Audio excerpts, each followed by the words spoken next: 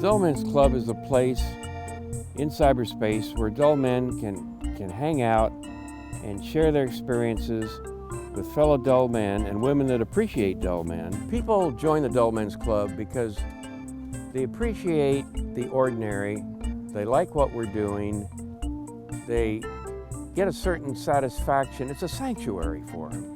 A place they can hide out, get away from the glitz and glam, the hurly-burly, all the noise of modern life, the pressures to keep up with the Joneses. I don't know who the Joneses are anyway. Do you?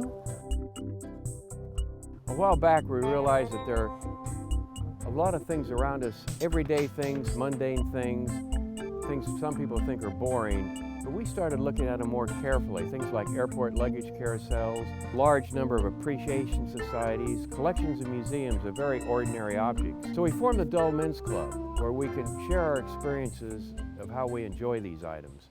I don't think the day I stop photographing roundabouts is the day I die.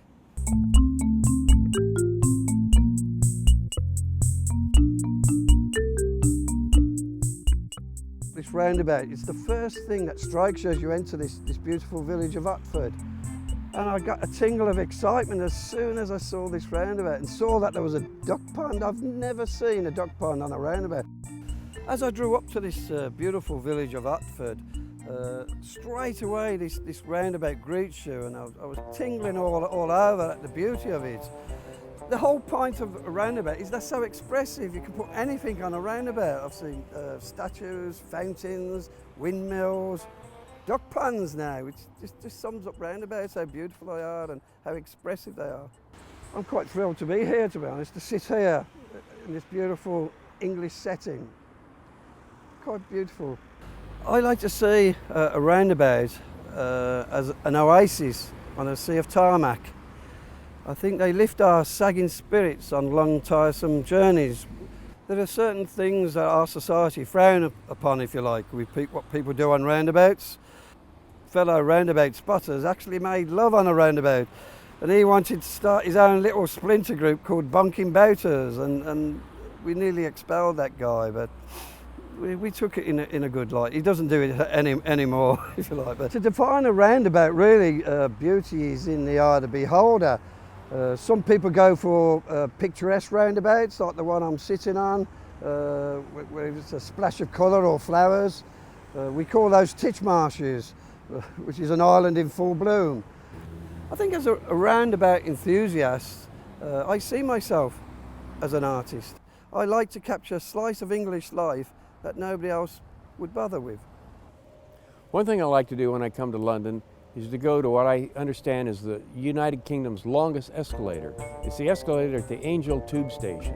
I love to ride that escalator. And a long escalator ride gives me time to read the posters along the sides of the escalator. A lot of times I don't quite finish reading it when I first see it, but I know on a long ride the poster is going to repeat itself at least one, if not 2 or 3 more times, and I get time to read the whole thing.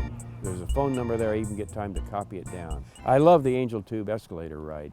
The saying goes that it's great to have a hobby, an interest apart from work and watching television and the garden and this, that and the other. And my hobby, as I touched upon earlier, has come round to photograph visiting and photographing post boxes. It may sound big-headed, but yes, I do consider myself an artist. I like this spot, enjoy it, very quiet. You get 2 boxes for the price of 1. The modern day version, which some people in our society like, some don't, called jokingly a Tin Lizzie, Queen Elizabeth II on the throne, but the old one, Queen Victoria, sadly out of use, but as sharp and crisp and clean as the day it was made. One of the benefits of joining the Letterbox study group is access and use of their database, which records as faithfully as possible the over 15,000 post boxes. And the unit itself, it has a feature where you can set it to give you a warning, an alarm, prompt for what they call a waypoint. Sometimes one can get some hoots and laughs from passing vehicles, but it takes me to places that I would not normally visit, and most of the time that is really, it's certainly interesting all the time, but it is, generally speaking, very interesting. Started chapters of various topics that we think are interesting on an ordinary standpoint. Bricks are a throwaway by people.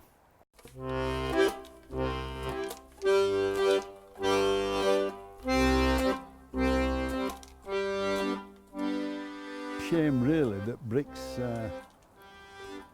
the whole of the brick industry, or most of the brick industry, has gone, like mining, coal mining, shipbuilding, fishing to a point, deep sea fishing to a point has gone. It all started back in around about 1999. I was asked if I could go down to the colliery, the old colliery site. All the buildings had been demolished. It was just like it was a derelict site, all the buildings were there, but there were certain bricks still lying about. So straight away I thought, well, it's a shame these things being broken up, and I asked him if I could take some. Took about half a dozen or a dozen so, and came back. And eventually I've collected about 40, all different name makers. We have over 100 categories of items now that there are museums for. Ordinary items like soap, coat hangers, toothpicks. As far as I'm aware, I have the largest collection of British milk bottles in the British Isles.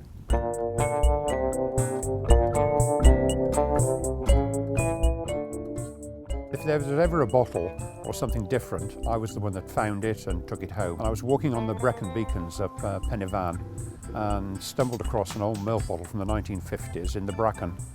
Took it home. It was from Whitchurch in Shropshire, and I discovered the dairy was closing down. Yes, they are on the way out. I mean, it's quite sad because I like to see milk bottles carry on because of the glass. My wife is quite happy with my collecting. She doesn't particularly collect anything herself, but she likes the places we go to and the people we meet. If somebody were to say I were dull, I would appreciate that. It wouldn't bother me at all.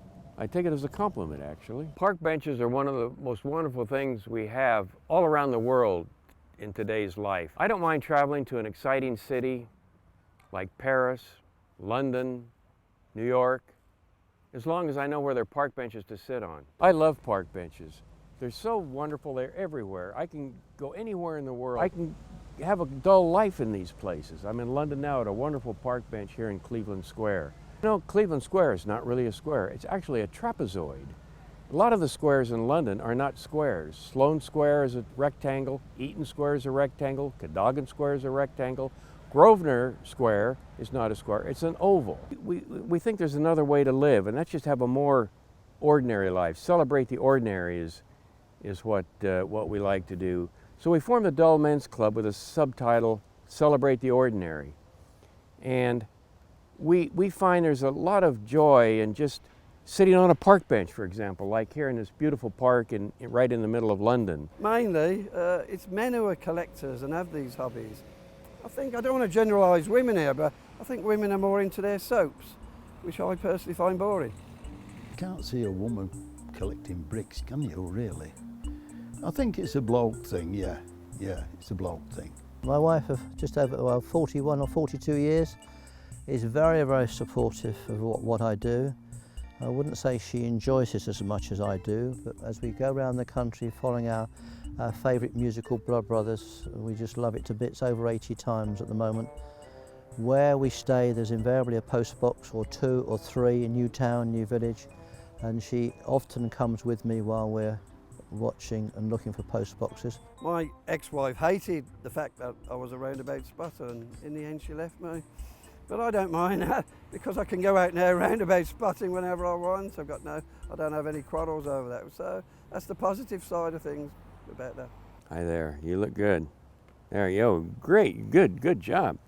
Now we have this instant way of doing everything, faster, quicker.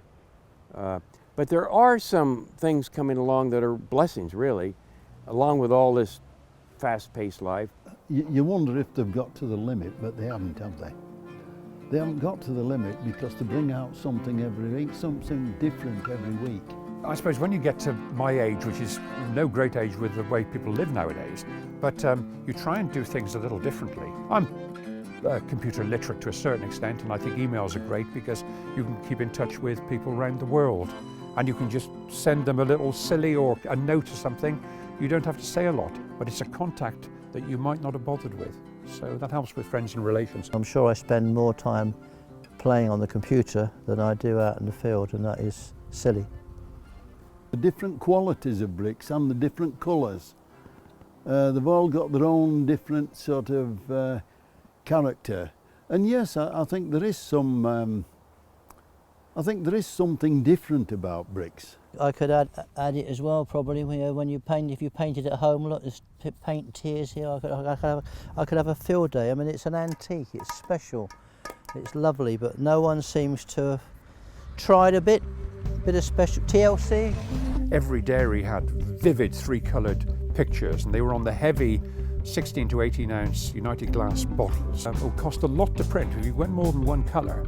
And don't forget, every one of these bottles until 20 years ago was printed one at a time, millions of them by girls on a silk screen. But overall, those bottles are the most desirable. And when you see one of those, or I got one recently from a dairy I'd never heard, and it's absolutely superb. And it's even in a variation of the colour we'd never seen before. So I was well chuffed with that. What could be a more perfect day than to sit on a beautiful roundabout such as the one we're sitting on here and just take in this lovely historical village setting in the village of Otford. Beautiful. It's peace of mind and contentment, being thankful for where you are and what you've got. That's really all we need to be happy. The beauty of roundabout spotting, it's such a sedate hobby.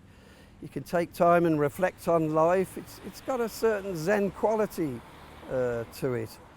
I think if you suffer from, say, heart problems or nerves, it's the perfect way of spending a day. Just taking in these beautiful round pieces of architecture. You think how sharp a blade of grass is, or how nice it is to feel the breeze. You don't think about the breeze or the sun which goes in and out and affects your cameraman.